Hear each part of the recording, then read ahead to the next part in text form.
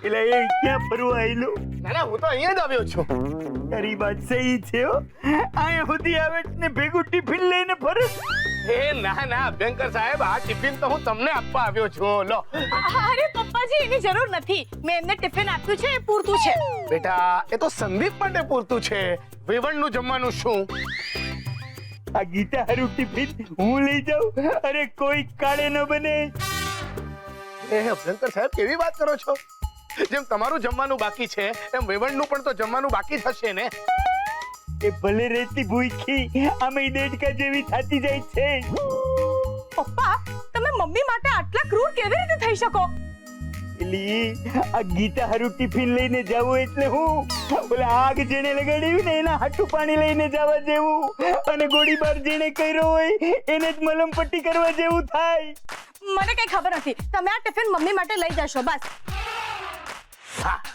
Banker સાહેબ, જરા વિચાર કરો. હા, જેનો જે મુખ્ય શોખ હોય તમે એના ઉપર જ મનાઈ કરી નાખી છે.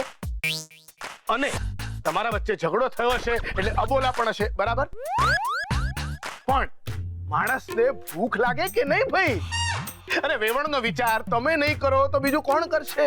અરે માવતર કમાવતર થાય પણ કપલ ન થાય રે. તું મને છે ને હવે ઇમોશનલ બ્લેકમેલ કરે છે, પણ તું ઈ માં દીકરાને ઓળખતો નથી. ઈવડી મારી હરી.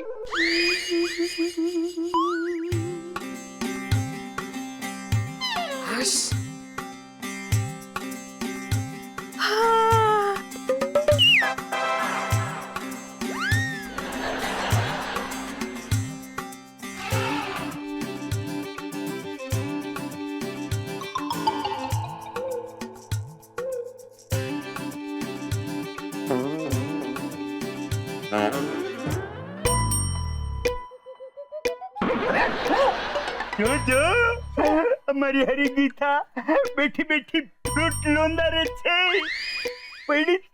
એને પડી છે એના વરની ભૂખ કે એના છોકરાની ભૂખની પોતાની ભૂખ ભાંગે છે.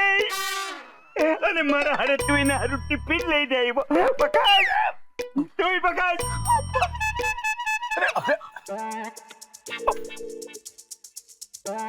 એક્સક્યુઝ મી, તું સાચો? જોયું? ગોગલ્સ પહેરેલો હિપોપોટેમસ બેઠું ફ્રૂટ ચાવે છે. એ તું ચાલ. આ શું કરે છે મમ્મી? અરે જરા ધીમે બોલ, મેં હેડફોન્સ નથી પહેર્યા. હે, આ શું ચાલી રહ્યું છે એમ પૂછું છું મમ્મી. દીપુડાએ મારા ફોનમાં છે ને ગીતો નાખી દીધા છે, અંગ્રેજી અને હિન્દી બેય. નવા નક્કર છે. ઓહો મમ્મી, હું તારા મોબાઈલમાં નહીં આ ઘરમાં શું ચાલી રહ્યું છે ને એ પૂછું છું. ઘરમાં શું હાલે છે આપણને નથી ખબર હો. ઈ તો અંદર જઈ તારા પપ્પાને પૂછ. આપણે તો રિટાયર થઈ ગયા છીએ. હા, રિટાયર? તને એ શબ્દનો અર્થ પણ ખબર છે? હા તો જો, રી એટલે ફરીથી, અને ટાયર એટલે પૈડું. જેમ ગાડીનું ટાયર પંચર થાય પછી છોકરાઓ એ ટાયરને ફરી ઉપયોગમાં લઈને રમવામાં, એવી જ રીતે હું મારા જિંદગીના ટાયરને કામને બદલે હવે મજા માટે ઉપયોગમાં લઈ રહી છું. ફરી રી ઉપયોગ. સમજી? શું બકવાસ કરે છે તું? બકવાસ તો તારો સવાલ છે. પપ્પા આટલા વર્ષોથી રિટાયર થઈને બેઠા છે તો મને નહીં ખબર હોય કે રિટાયર નો મીનિંગ શું હોય? મને ગોગી સમજે છે તું? હા સોરી મમ્મી, મારો કહેવાનો મતલબ એ નહોતો, પણ મેં જે મતલબ કીધો એ પણ ખોટો નથી ને ચકુડી. જો જ્યારે ટાયર સારું હોય ત્યારે રોડ પર દોડીને ગાડી ખેંચવાનું કામ કરતું હોય છે, બરાબર? પણ ઈ ટાયર છે ને ઈ પંચર થઈ ગયા પછી જ્યારે છોકરાઓની રમતમાં ટાયર બનીને પાછું આવે છે ને ત્યારે કોઈ પણ ફરજના બોજા વગર મજેથી રોડ ઉપર દોડતું હોય છે. ઈ ટાયરની જેમ માણસ પર જ્યારે રિટાયર થઈને જીવે છે ને ત્યારે ઈ જિંદગી અને કામના કોઈ પણ બોજા વગર જીવે છે મજેથી. સમજી? લે એપલ ખાવું છે? ઓ મમ્મી, પણ અહીંયા વાત જુદી છે. તું આમ રિટાયર થાય એ ન ચાલે. એ વાત તારી હાવ હાચી હો ચકુડી. આ રિટાયર થવું કઈ રિટાયર થવું કહેવાય? કામકાજમાંથી ખાલી રજા મળી, બાકી ન પેન્શન ન ગ્રેટિટ્યુડ ગ્રેચ્યુઇટી હા એ જ પણ છે કે દેખાય છે તને કે અરે એ બધું તો છોડ આટલા વર્ષોમાં મને કામ કરવાનો એક દિવસનો પગાર એ નથી મળ્યો બોલ એક મિનિટ મમ્મી આ ઘર સંસાર છે તું અહીંયા છે ને ઓફિસના નિયમો ના લગાડ ઘરમાં બધા સાથે મળીને રહેતા હોઈએ તો કોઈ વાર વાસણ ખખડે પણ ખરા હા તો એટલે પપ્પાને કોઈ વાર આમ ગુસ્સો આવી પણ જાય તો આમ તો હું એ માણસ જેવી જ છું ને ગુસ્સો તો મને આવે કોક વાર મમ્મી આઈ મીન ચકુડી ગુસ્સો તો બધાને આવે ખાલી તારા પપ્પાને જ આવે છે એવું નથી મને આવે છે પણ હું કંટ્રોલ કરું ગમ ખાઈ જાઉં છું આમ ગળી જાઉં છું ગુસ્સો સમજી હા મમ્મી તારી બધી વાત બરાબર પણ હવે શું આ વખતે મેં ગુસ્સો ન ગળ્યો રિટાયર થઈ ગઈ ચકુડી તું મને આમ હેરાન ન કર ઇનફેક્ટ તમારામાંથી કોઈએ મને હેરાન ન કરવી હું હવે વેકેશનના મૂડમાં છું હરીશ પરીશ ખાઈશ ફ્રૂટો અને ગીતો સાંભળીશ હારા તો મમ્મી આ ઘરનું શું થશે આ ઘરની હાલત પણ ભાંગડા જેવી જ થઈ ગઈ છે હે આમાં ક્યાંથી આવી ગાંઠિયા બાકી જ હતી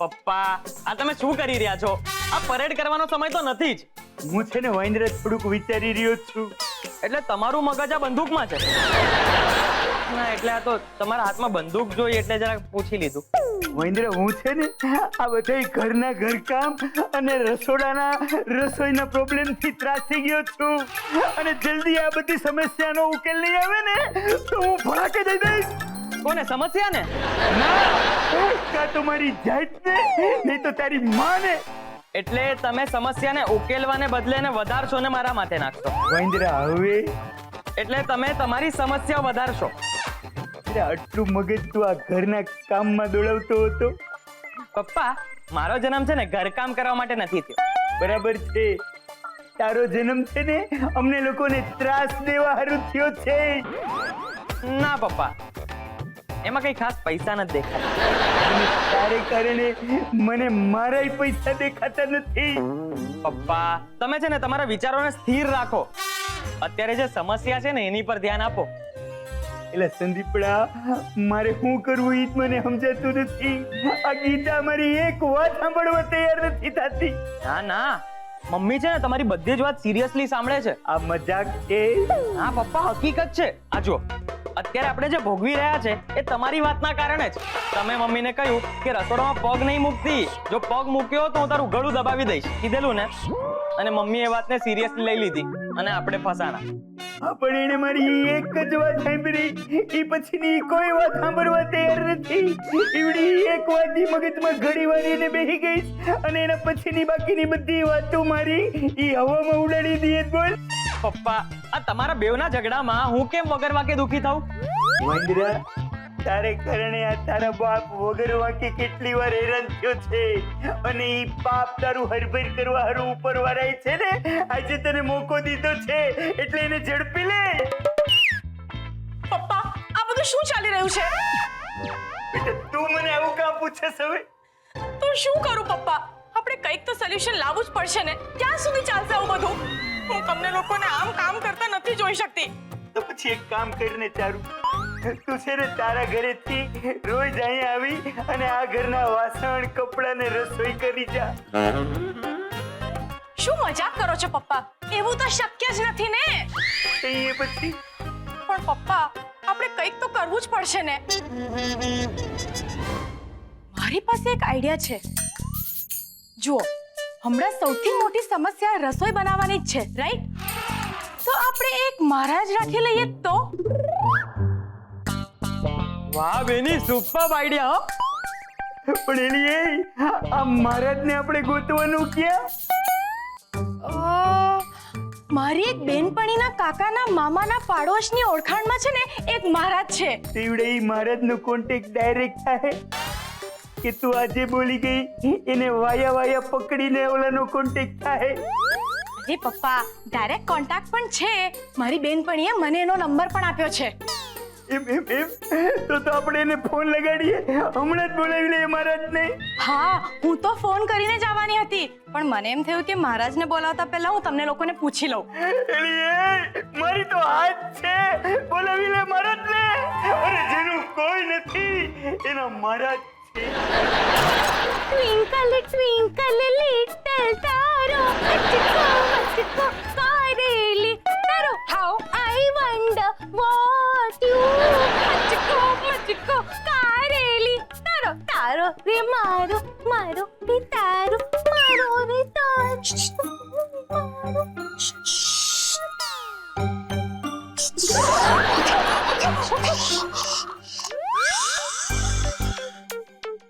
जंगल की क्या खबर है पार्टनर? खबर खतरनाक है पार्टनर. एम सिंह की गर्जना नीचे हुई कि नहीं? ये अटवा तो गया है पर फंसा नहीं है. ये ना एक शियाल को लाने वाला है. शियाल એટલે मम्मी शियाल शियाल એટલે ફોક્સ. હા, ઓલું સિંગડા વાળું પ્રાણી ને આમાં સિંગડા હોય. શિયાળ ને સિંગડા હોય. શિયાળ જે કૂતરા જેવું દેખાય ને, જેને પૂંછડી હોય કૂતરા જેવી પણ જે કૂતરા જેવું બોલે નહીં ને, એ. હા, સમજી નહીં ચકુડા. આપણે અહીંયા પ્રાણી સંગ્રહાલય ખોલવાના છે નહીં ને? મુદ્દા પર આવ. હા, આ જાસૂસોળી ભાષા હમણાં મૂક. ચોખ્ખા ચોખ્ખા શબ્દોમાં મને કે હું કેવું છે જલ્દી. ચોખ્ખા ચોખ્ખા શબ્દોમાં કહું ને મમ્મી, તો પપ્પા છે ને એક બહુ જ મોટો નિર્ણય લેવાના છે. એ મને ખબર છે, પણ હું નિર્ણય લેવાના છે, જલ્દી બોલ. મમ્મી, પપ્પાએ છે ને એક મહારાજનો બંદોબસ્ત કર્યો છે. મહારાજ પૂજા પાઠ માટે? હવે આવા બધા પ્રોબ્લેમ કાંઈ પૂજા પાઠ કરવાથી થોડી સોલ્વ થાય? અરે મમ્મી, જે પૂજા પાઠ કરે ને એને મહારાજ કહેવાય, પણ જે કામ કરે ને એને પણ મહારાજ જ કહેવાય. એટલે તો હું કે છે, જો એક મહારાજી હોય જે પૂજા પાઠ કરે, અને બીજો મહારાજી હોય જે આમ રાજા હોય, આમ ગાદી ઉપર બેસે ઈ. પણ એ રાજા વાળો મહારાજ ઘરના શું કામ કરતો હશે પાછો? અરે મમ્મી, જે રસોઈ બનાવે ને એને મહારાજ કહેવાય, અને જે ચાની લારી ચલાવે ને એને પણ મહારાજ જ કહેવાય. હે, તો આપણે ત્યાં ત્રણેયમાંથી કયા મહારાજ આવવાના છે? મહારાજ પ્લસ. ઈ હવે ચોથા પ્રકારનો મહારાજ. તું મને કન્ફ્યુઝ ન કર બાપા. અરે મમ્મી, મહારાજ પ્લસ એટલે મહારાજ પ્લસ. હા, સમજી ગઈ. એટલે મહારાજ સાથે બીજો એક આવવાનો છે પ્લસ માં. અરે મમ્મી, મહારાજ પ્લસ એટલે એ મહારાજ જે આવશે ને એ રસોઈનું કામ તો કરશે જ, સાથે ઘરના બીજા બધા જ કામ કરશે. એમ? વાહ રે વાહ, રસોઈ પણ બનાવશે એમ? મમ્મી, રસોઈની તો મુખ્ય મોકાણ છે, બાકી આ ઝાડુ પોતા માટે અત્યારે કોઈ માણસ રાખતું હશે? બરાબર છે, પણ એ મારા કિચનમાં એટલે મારા પોતાના રસોડામાં પગ મૂકશે? મને એવું લાગે છે કે એને કામ કરવા અંદર તો જવું જ પડશે. કેમ, રસોડાના ઉમરે ઉભા રહીને થોડી કામ થતા હોય? એવું નહીં બને ચકુડા. શું નહીં બને? રસોઈ ના, મેરે હોતે હોય કોઈ બીજો માણસ મારા રસોડામાં પગ મૂકે એવું નહીં બને. મમ્મી, અંદર જઈને કામ કરીને બહાર પાછો આવી જશે. અરે પણ મારે હોમ ડિપાર્ટમેન્ટના ઊંધા હાલતા માણસને ખબર પડી જવી જોઈએ કે अच्छे दिन आने वाले हैं. आकड़ू अभिमानी जमींदार लोगों को भी समझा दिया जाए कि बुरे लोगों के अच्छे दिन आने वाले हैं, ये अच्छी खबर है कि बुरी खबर है? એમ પણ અહીંયા તો કોણ બુરું એટલે કે ખરાબ અને કોણ અચ્છું એટલે કે હારું એ ચોખ્ખે ચોખ્ખું દેખાઈ આવે છે. आंख ज अच्छी ना हो ने तो हारी और अच्छी वस्तु भी अव्यवस्थित और खराब देखा मनती है, समझे? એમાં હું है जिसकी आंख में कमड़ा होता है ना उसको अंधी जगह पर पीड़ा दिखता है. હે ભગવાન, તમે બેવા કઈ ભાષામાં વાત કરો છો?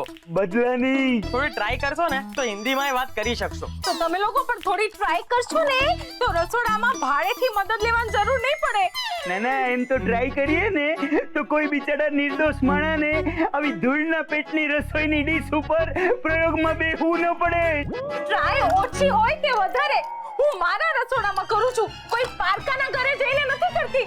મારા રસોડા પર મારો હક છે અને મેરે હોતે હુએ मैं બીજે કોઈ માણસ को मेरे रसोड़े में घुसने नहीं दूंगी એટલે नहीं दूंगी. कि मम्मी अभी जो रसोई रसोड़े और रसोई के बारे में जो के गई है उस पे आपका क्या कहना है? महेंद्र, मेरा कहना ये है कि इसको पता चला है कि उसके रसोड़े में कोई रसोई करने वाला आने वाला है। वो जान के ही उसका मुंह दाजी हुई खिचड़ी की तरह हो गया है। तो सही में कोई रसोई करने वाला रसोड़े में घुस जाएगा तभी उसका मुंह कैसा रहेगा।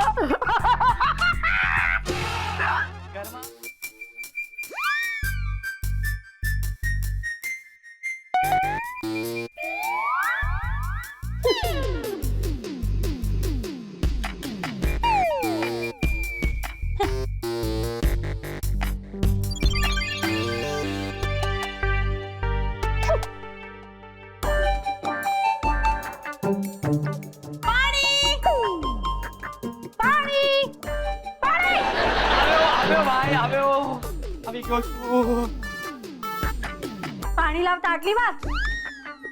ठीक छे। એક મિનિટ જા।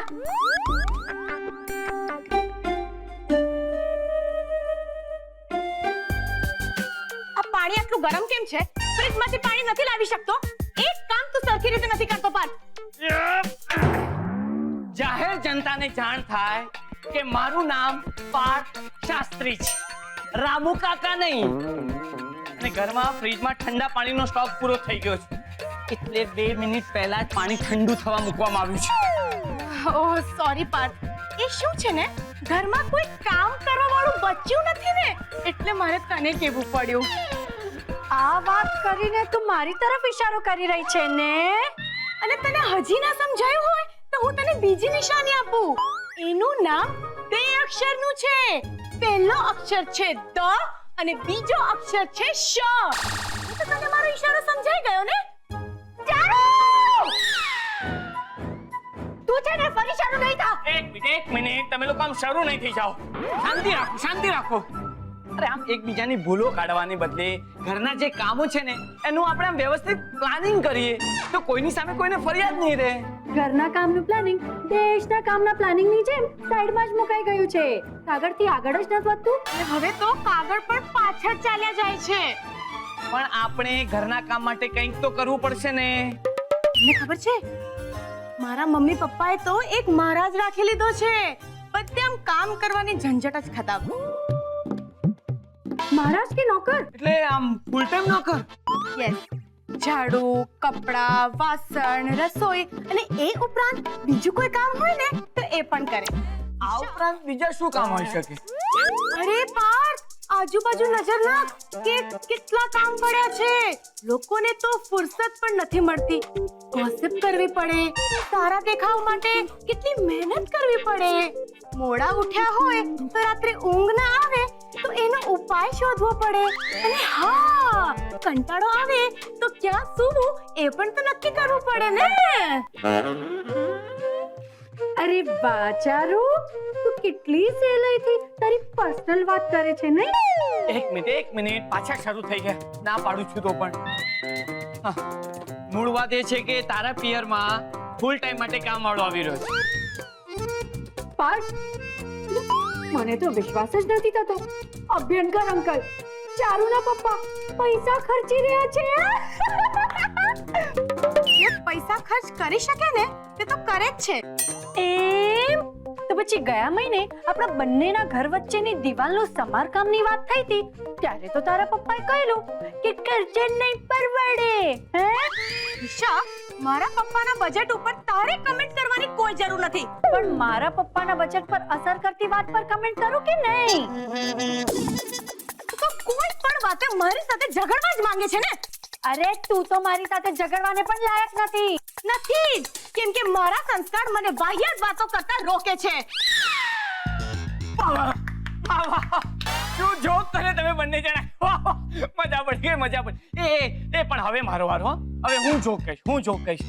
આજકાલ છે ને ગરમી બહુ પડે છે, તો એક શાકભાજી વાળો છે ને સવારે આમ શાકભાજી વેચવા નીકળ્યો તો સવારે બૂમો પાડતો હતો, રીંગણ લઈ લો, એ રીંગણ લઈ લો, એ રીંગણ લઈ લો।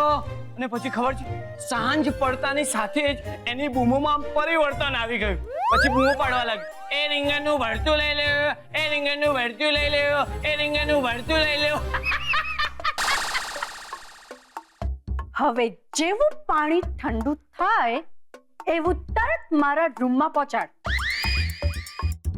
અને ઠંડુ જ. હા. પહેલા ઠંડુ પાણી મારા રૂમમાં આવવું જોઈએ, એ પણ ડબલ આઈસ ક્યુબ સાથે, સમજ્યો? અરે ચારુ, ચારુ. એ ભગવાન, આ બધું કામ છોડીને હવે મારે રામુ કાકાનું કામ કરવું પડશે.